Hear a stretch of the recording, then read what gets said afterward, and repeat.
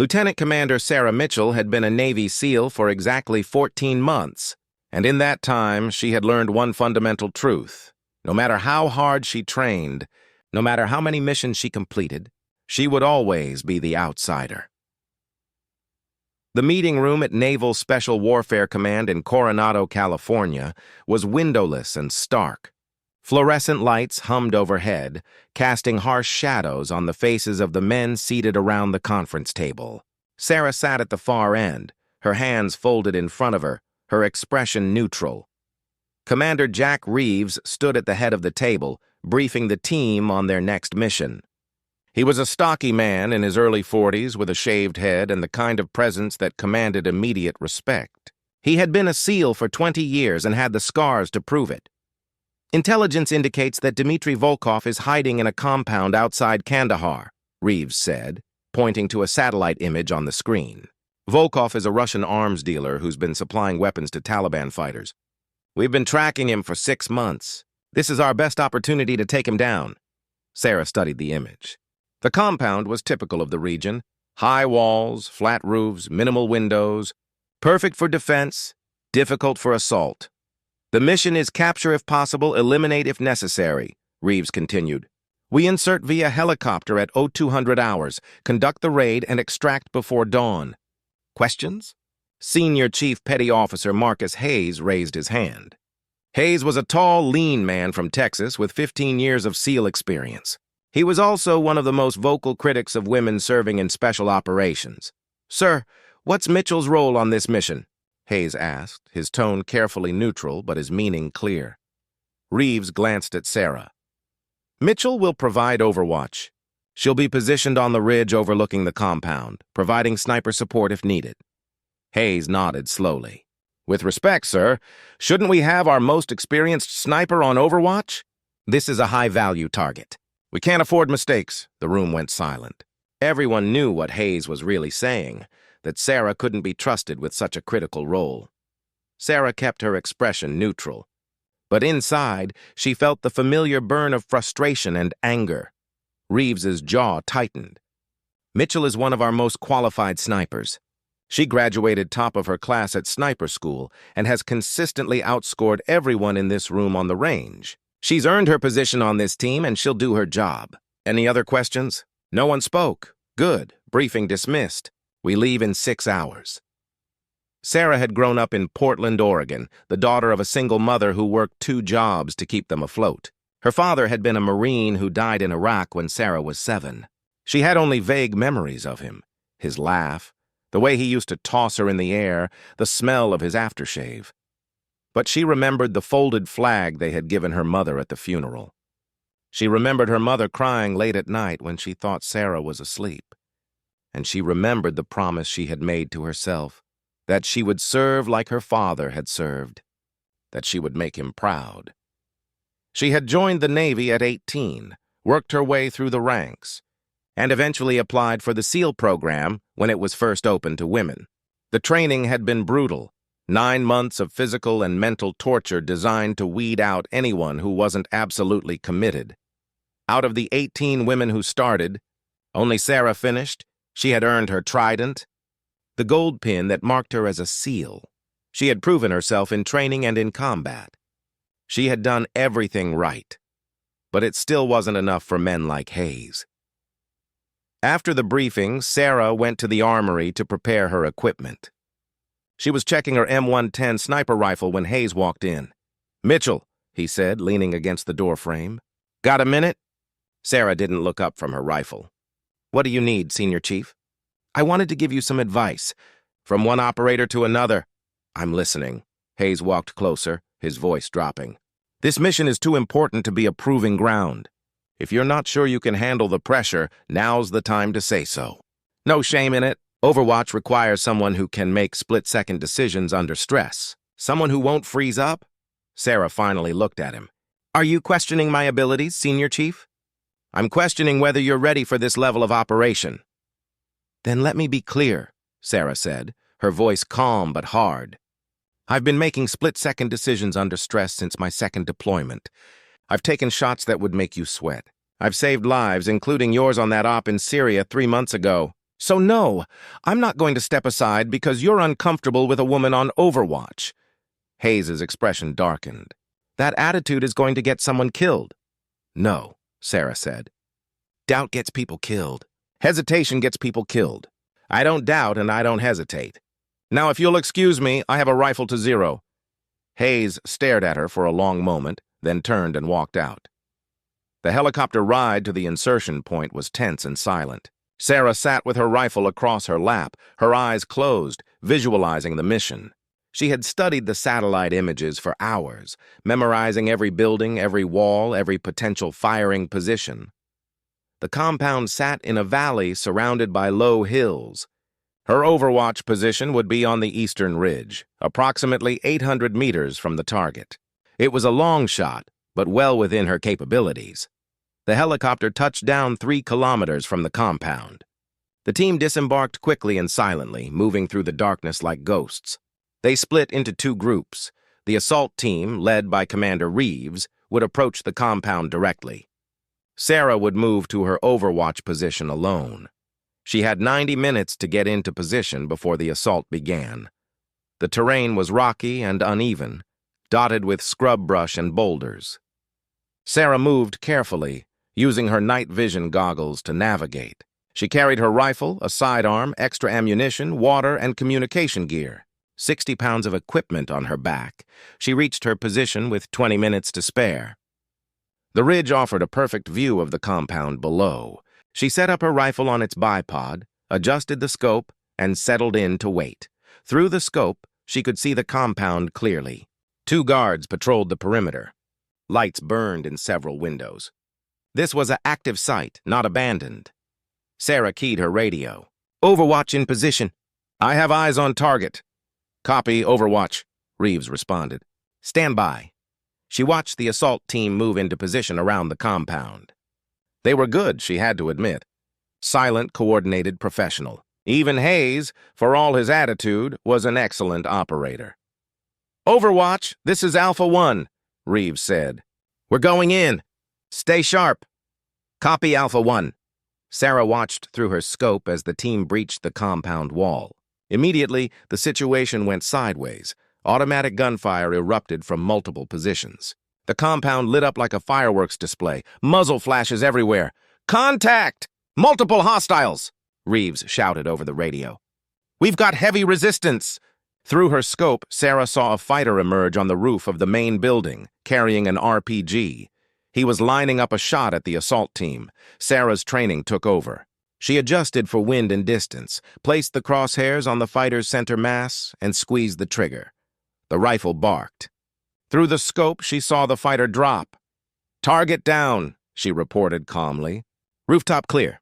Good shot, Overwatch, Reeves said. More fighters appeared. Sarah engaged them methodically, one by one. Each shot was deliberate, controlled. She didn't rush, didn't panic. She just did her job. Overwatch, we've got a technical approaching from the north, Hayes called out. A technical was a pickup truck mounted with a heavy machine gun. Sarah shifted her aim and found the vehicle. It was moving fast, bouncing over the rough terrain. The gunner in the back was already firing at the assault team. This was a difficult shot. Moving target, 800 meters, low light. Sarah led the target, anticipating its movement. She exhaled slowly and fired. The gunner collapsed. The technical swerved and crashed into a wall. Technical neutralized, Sarah reported. The firefight lasted 12 more minutes. Sarah took 11 shots and made 11 kills, each one protecting the assault team below.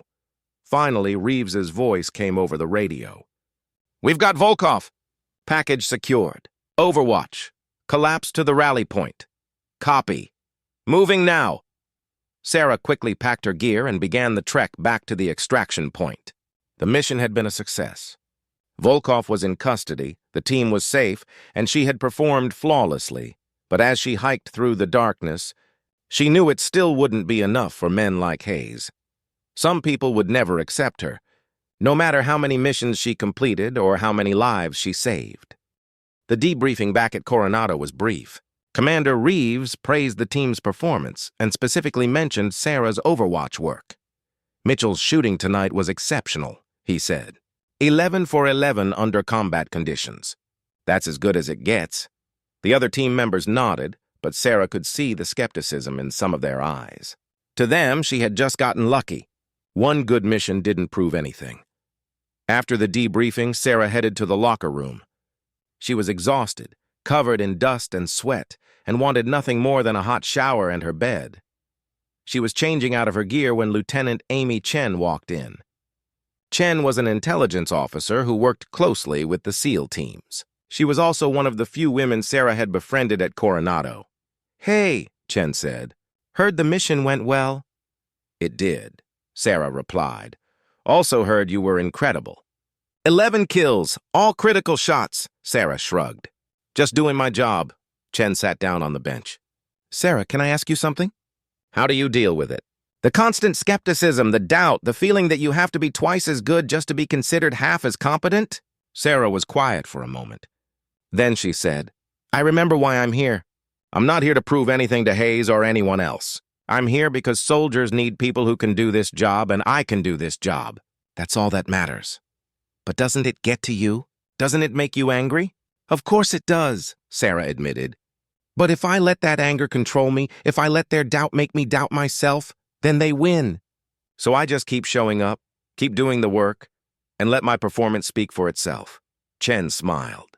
"You're stronger than I am?" "No," Sarah said. "I'm just stubborn." 3 weeks later, Sarah was called into Commander Reeves's office. She knocked on the door and entered to find Reeves sitting behind his desk, looking unusually serious. "Have a seat, Mitchell," he said. Sarah sat, her mind racing. Had she done something wrong? Was she being removed from the team? "I'll get right to it," Reeves said. "We've got a situation. A mission that requires a very specific skill set. And I think you're the only operator we have who can pull it off." "What kind of mission, sir?" Reeves pulled up a file on his computer and turned the screen toward her. The photo showed a middle-aged man with dark hair and cold eyes. "This is Viktor Mikhailov, Russian intelligence officer, GRU. He's been operating in the Middle East for the past 5 years, recruiting assets and running operations against U.S. interests." Sarah studied the photo. "What's the mission?" "Mikhailov has been coordinating attacks on American forces through a network of local proxies. We've lost 17 soldiers because of operations he's planned. He's smart, careful, and extremely dangerous." Reeves paused. 2 weeks ago, we got a break. One of his assets turned, gave us information about Mikhailov's location and schedule. He's holed up in a compound in northern Syria, and he's planning something big. We don't know what, but our source says it's going to happen soon. "You want to capture him," Sarah said. "We want to eliminate him," Reeves corrected. "This isn't a capture mission. Mikhailov is too high value, too dangerous to attempt a live extraction. We need a clean long-range elimination." Sarah understood immediately. "You need a sniper, not just any sniper. Mikhailov knows we're after him. He's paranoid, takes extreme security precautions. The only way to get to him is from extreme long range. We're talking 1,500 meters, maybe more." Reeves leaned forward. "Mitchell, you're the best long-range shooter we have. Your record at sniper school was exceptional. You've consistently made shots that other operators said were impossible. What about Hayes or Thompson? They're both experienced long-range shooters. They're good, but you're better. Your scores prove it." Reeves's expression softened slightly. "I know you've faced skepticism on this team. I know some of the guys don't think you belong here. This is your chance to prove them wrong once and for all." Sarah bristled at that. "Sir, with respect, I'm not interested in proving anything to anyone. If you're asking me to take this mission because you think it'll help with team dynamics, then I'm asking you to take this mission because you're the most qualified operator for the job," Reeves interrupted. "Period. The fact that it might also shut up some doubters is just a bonus." Sarah was quiet for a moment, thinking. This was exactly the kind of mission she had trained for. Long-range precision work, high-value target, critical importance. It was also incredibly dangerous. If anything went wrong, she would be alone, deep in hostile territory with no backup. "What's the timeline?" she asked. "We have a 48-hour window starting 3 days from now. Mikhailov will be at the compound for a meeting with local commanders. It's our best chance to get him. I'll need detailed reconnaissance, satellite imagery, weather patterns, terrain maps." "You'll have everything you need," Reeves said. So, are you in? Sarah met his eyes. Yes, sir. I'm in. Part 2. Preparation.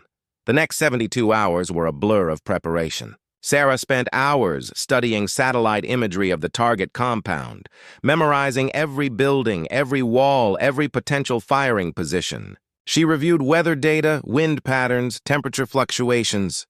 She studied Viktor Mikhailov's habits, his schedule, his security protocols. The compound was located in the hills outside Al-Hasaka in northeastern Syria. It belonged to a local warlord who was one of Mikhailov's key assets. The terrain was rocky and barren, offering limited concealment but excellent fields of fire for anyone with the right vantage point. Sarah identified 3 potential shooting positions. The closest was 1,200 meters from the compound. Too close, she would be vulnerable to counterfire. The farthest was 1,800 meters, possible. But at that range, even the slightest miscalculation could mean a miss. The middle position was 1,500 meters out, on a low ridgeline with good concealment and multiple escape routes. That's where she would set up. In the armory, Sarah prepared her equipment with meticulous care. She would be using a Macmillan TAC-50, a .50 caliber sniper rifle capable of accurate fire at extreme ranges. She hand-loaded her ammunition, weighing each powder charge to the 1/10 of a grain, ensuring every round was identical. She packed her ghillie suit, a camouflage garment covered in strips of burlap and local vegetation that would help her blend into the terrain. She prepared her spotting scope, rangefinder, and weather station. Everything had to be perfect. Lieutenant Chen found her in the armory late one night.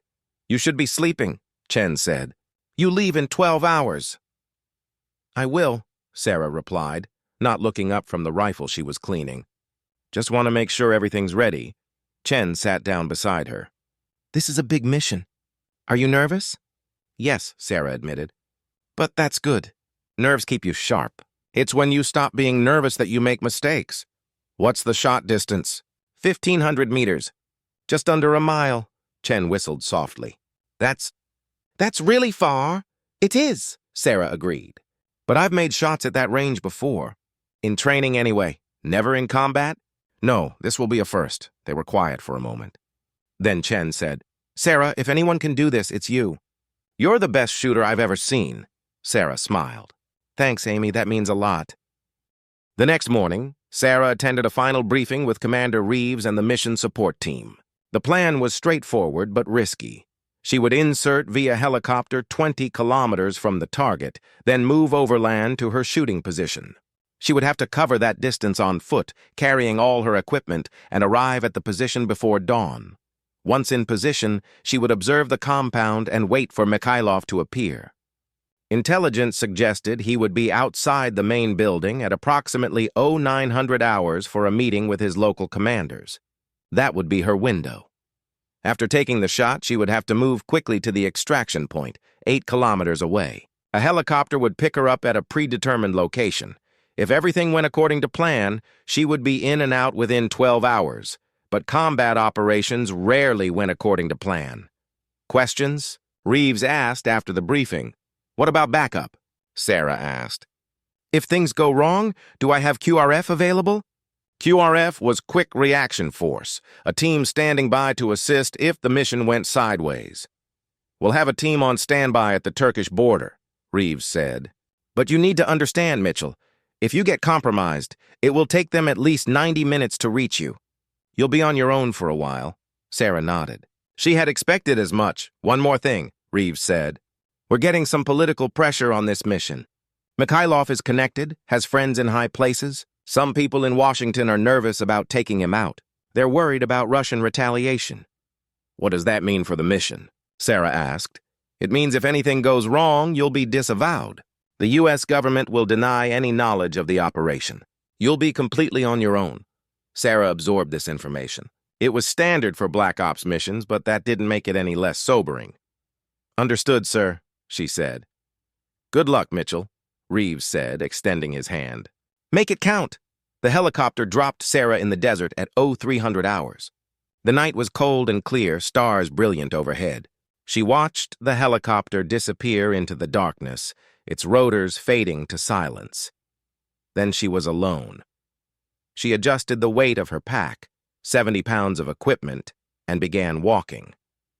The terrain was rough, rocky, dotted with scrub brush. She moved carefully, using her night vision goggles to navigate, stopping frequently to check her GPS and ensure she was on course. The physical exertion felt good after days of sitting and planning. Her muscles warmed up, falling into the familiar rhythm of a long ruck march. She had done this hundreds of times in training, moving through hostile territory with heavy equipment, staying alert for threats. She reached her shooting position at 05:30, 90 minutes before dawn. The position was exactly as the satellite imagery had shown, a low ridge with scattered boulders providing concealment, good sight lines to the target compound, and multiple escape routes. Sarah set up her position with meticulous care. She arranged rocks to create a natural hide, draped her ghillie suit over herself, and set up her rifle on its bipod. She positioned her spotting scope beside the rifle and set up her weather station to monitor wind conditions. Then she settled in to wait. The sun rose slowly, painting the desert in shades of orange and pink. Through her spotting scope, Sarah could see the compound clearly. Guards patrolled the perimeter. Vehicles came and went. Smoke rose from cooking fires. It looked like a normal day. Sarah used the time to range her target, using the laser rangefinder to measure the exact distance to various points in the compound. The main building where Mikhailov would appear was 1,187 meters away, close enough to her estimate that she wouldn't need to adjust her calculation significantly. She checked the wind using her weather station, light and variable, shifting slightly from the northwest. Temperature was already climbing. It would be hot by midday, creating heat mirage that could distort her view. She had to make the shot before the heat became too intense. At 08:45, activity at the compound increased. More guards appeared. Vehicles arrived, including a black Mercedes with tinted windows. Mikhailov had arrived. Sarah's heart rate increased slightly, but she controlled her breathing, forcing herself to stay calm. This was it. The moment she had prepared for. Through her spotting scope, she watched the main building. Minutes ticked by. 08:50, 08:55. At 0900 hours exactly, the door opened. Viktor Mikhailov stepped outside. He was exactly as his photos showed, middle-aged, dark hair, wearing an expensive suit incongruous with the desert setting. He stood on a small porch, talking to two other men, gesturing as he spoke. Sarah shifted to her rifle, centering the crosshairs on Mikhailov's chest. At this range, she would need to account for bullet drop, wind drift, and the Coriolis effect, the rotation of the Earth. She had made these calculations already, practiced them 100 times. She knew exactly where to aim, but as she settled into the shot, something unexpected happened.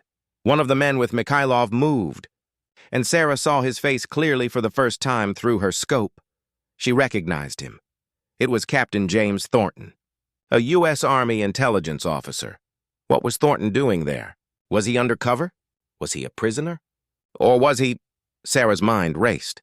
If Thornton was there voluntarily, if he was working with Mikhailov, then he was a traitor. But if he was undercover and she took this shot, the resulting chaos might get him killed. She keyed her radio. "Control, this is Overwatch. I have an American in the target area. Army captain appears to be meeting with the target. Advise." There was a long pause. Then Reeves's voice came back. "Overwatch, we have no assets in that area. Unknown who you're seeing." "Are you sure it's an American?" "Positive ID, sir. It's Captain James Thornton, Army Intelligence." "I've met him." Another pause. Sarah could almost hear the frantic discussion happening back at command. "Overwatch, Thornton is not part of this operation. We have no explanation for his presence. Your mission parameters remain unchanged. Take the shot." Sarah hesitated. Everything in her training said to follow orders, to complete the mission. But something felt wrong about this. "Sir, request permission to abort. Something's not right here." "Negative, Overwatch. Mikhailov is a high-value target. We may not get another chance." "Take the shot." "That's an order." Sarah's finger rested on the trigger. Through her scope, she could see Mikhailov clearly. One shot and he would be dead. The mission would be complete. But Thornton was right there. If she missed, or if the bullet went through Mikhailov and hit Thornton, an American officer would die. She had seconds to decide. Sarah's mind raced through the possibilities. Thornton was either undercover, captured, or he had turned. If he was undercover, he was in extreme danger, and she needed to protect him. If he was captured, her shot might trigger an execution. If he had turned, she couldn't make that judgment from 1,500 meters away. "Control, I need confirmation on Thornton's status," Sarah said into her radio. "Is there any chance he's working an operation we don't know about?" "Negative, Overwatch. Checking with JSOC now.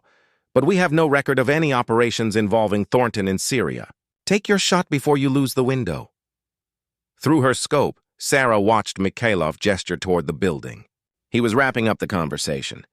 In seconds, he would go back inside and the opportunity would be lost. She centered the crosshairs on Mikhailov's chest, her finger on the trigger. The shot was clear. Perfect conditions. She could make it, but Thornton was standing less than 2 feet from Mikhailov. At this range, with wind and distance factors, her margin of error was plus or minus 6 inches. If she was off by even that small amount, she could hit Thornton instead. Overwatch, we've confirmed with JSOC, Thornton is not running any authorized operations. He's either compromised or he's turned. Either way, he's not your concern. Mikhailov is. Take the shot. Sarah's training warred with her instincts. Orders were orders. She had been taught to follow the chain of command, to trust that her superiors had information she didn't. But she had also been taught to adapt, to think independently, to make decisions in the field when circumstances changed. This was one of those moments. "Negative, Control," Sarah said quietly. "I'm aborting the shot." "Something's wrong here." There was an explosion of static on the radio. "Overwatch, you are ordered to take that shot. Do you copy?" "That is a direct order." "I copy, Control. But I'm not taking a shot that might kill an American officer without more information. Mikhailov is moving toward the building. I'm losing the shot anyway." She watched through the scope as Mikhailov turned and walked back toward the door. Thornton followed him inside. "The opportunity was gone. God damn it, Mitchell!" Reeves's voice was furious.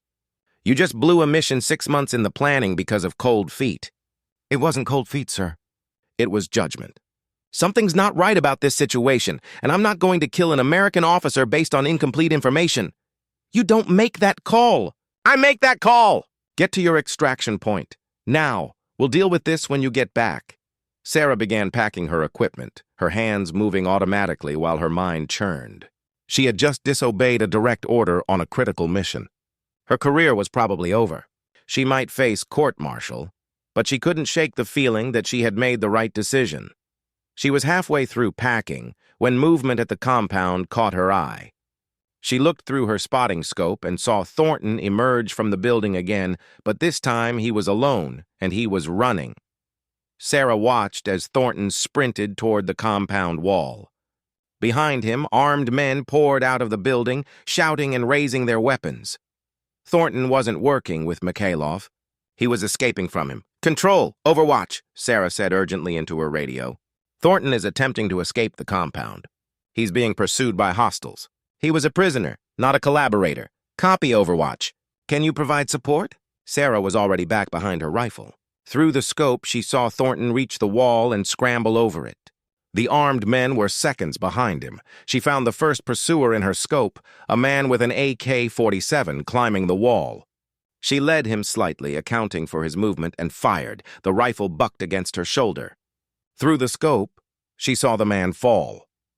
"One down," she reported. She worked the bolt, chambering another round. Found another target. Fired. Another man down. Thornton was running into the desert now, heading toward a dry riverbed about 400 meters from the compound. Smart, the riverbed would provide cover, but more men were pouring out of the compound. She counted 10 hostiles pursuing him. Sarah fired again, and again, each shot deliberate, controlled. She was creating a corridor of safety for Thornton, taking down anyone who got too close to him. "Control, I'm engaging hostiles to protect Thornton. He's moving northeast from the compound toward a dry riverbed. Can we get extraction to his position?" "Negative, Overwatch. Extraction bird is at least an hour away. You need to keep him alive until then." Sarah continued firing. 6 hostiles down, 7. The others were taking cover now. realizing they were being engaged by a sniper. Thornton reached the riverbed and dove into it. Good. He was safe for the moment, but Sarah's position was compromised. The hostiles had seen her muzzle flash and were trying to pinpoint her location. Bullets began kicking up dirt around her position. Control, my position is compromised. I'm going to have to move. Copy, Overwatch. Suggest you move to Thornton's location and extract together. Sarah did the math in her head. Thornton was 3 kilometers from her position. She could make that distance in 30 minutes if she pushed hard. But she would be exposed, carrying 70 pounds of equipment with hostiles potentially tracking her. No choice. She had to try. She quickly packed her essential gear: rifle, ammunition, water, radio. She left everything else. Speed was more important than equipment now.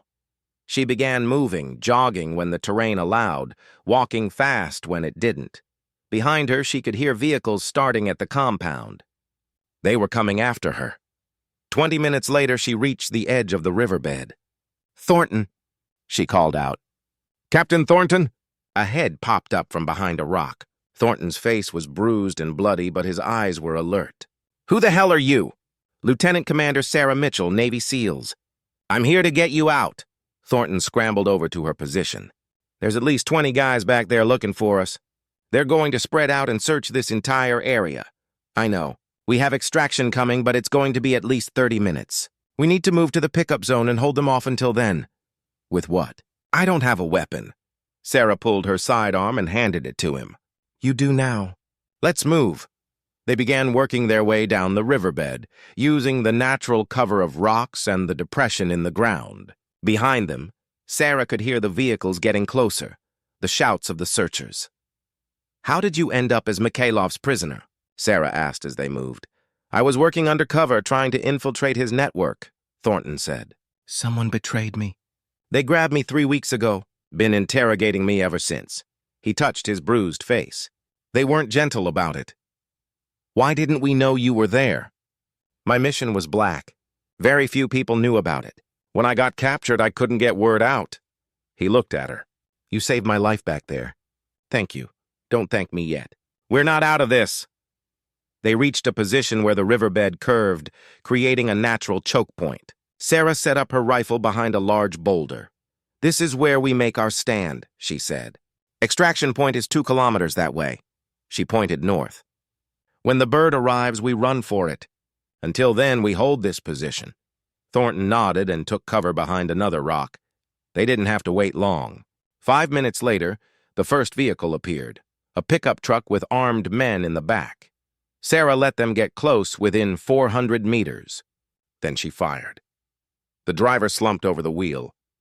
The truck veered and crashed into a boulder. The armed men in the back jumped out, taking cover. But they were exposed, and Sarah picked them off methodically. 1, 2, 3, a second vehicle appeared. Sarah hit the gunner first, then the driver. "The truck crashed just like the first. They're trying to flank us!"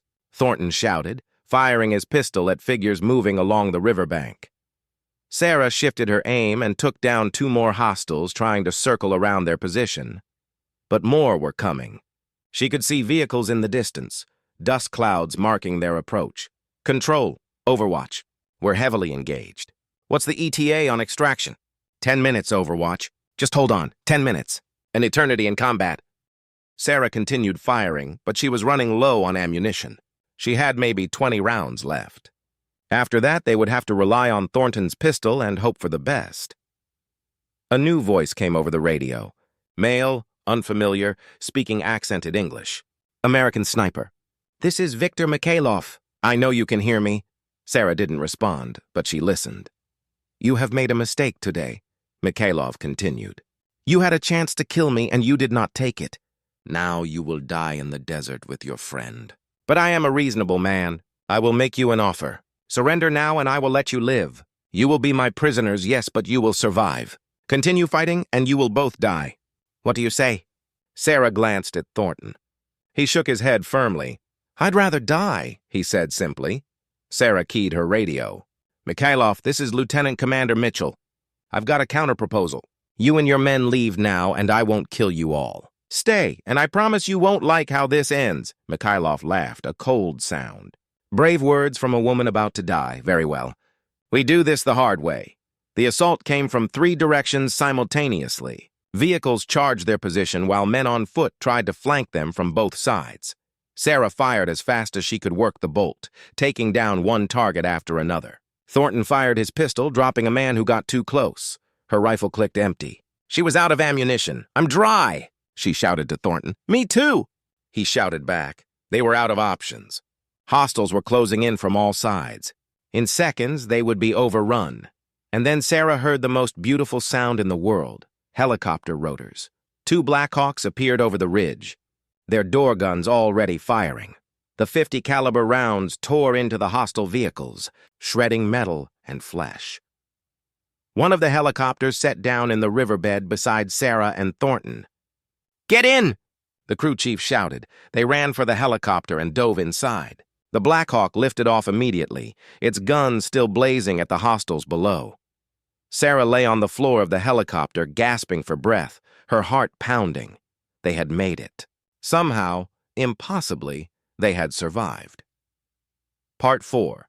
Vindication. The debriefing lasted 6 hours. Sarah sat in a conference room at Coronado, telling her story again and again to an ever-growing audience of officers and intelligence officials.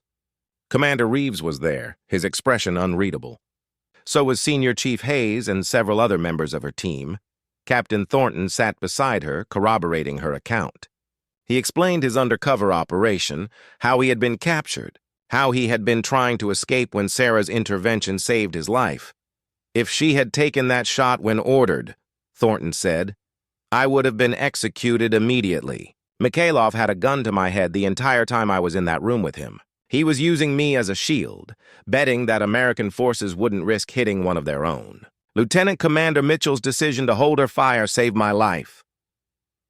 When the debriefing finally ended, Reeves asked Sarah to stay behind. The room emptied until it was just the 2 of them. "You disobeyed a direct order," Reeves said, his voice neutral. "Yes, sir, I did. You put the mission at risk. You let a high-value target escape." "Yes, sir. And you saved an American officer's life in the process." Sarah met his eyes. "Sir, I know I violated protocols. I know I should have followed orders.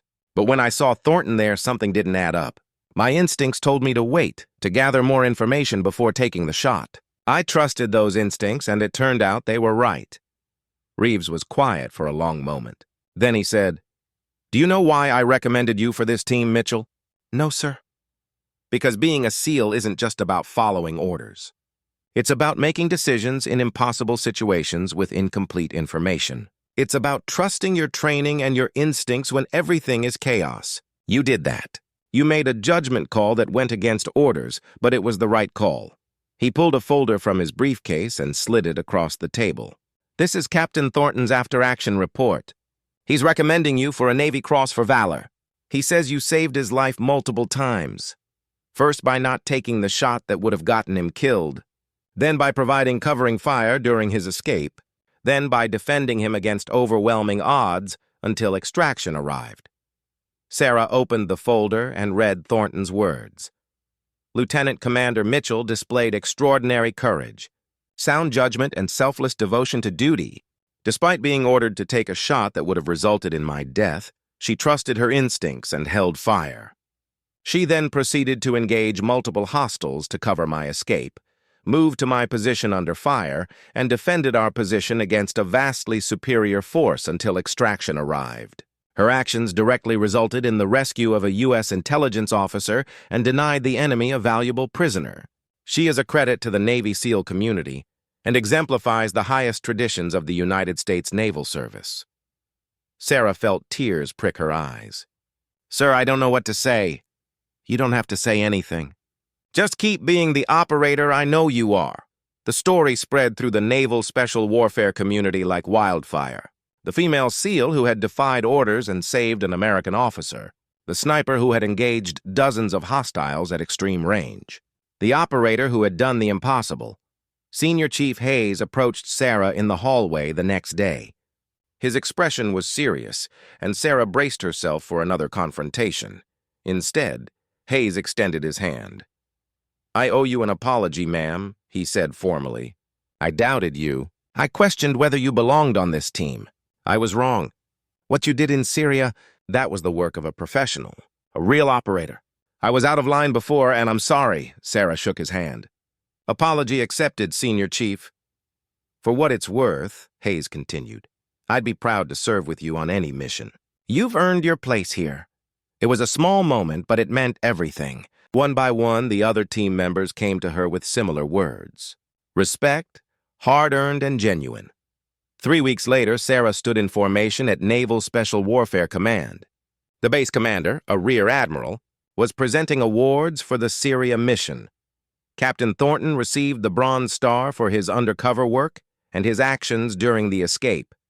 Sarah was called forward last. Lieutenant Commander, Sarah Mitchell.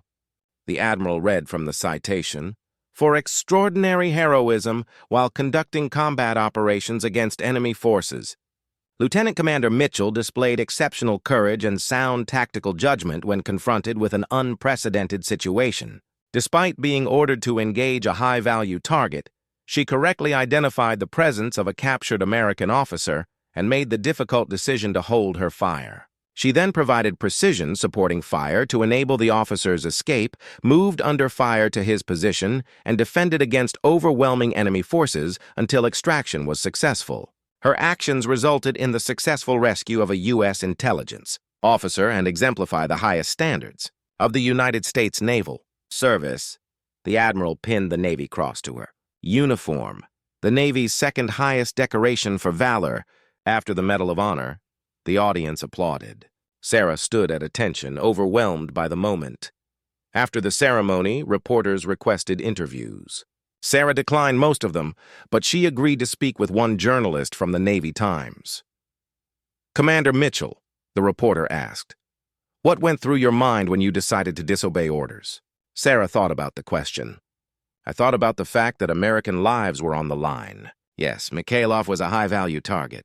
But Captain Thornton was an American officer, and I couldn't take a shot that might kill him without more information. Being a SEAL means more than just following orders.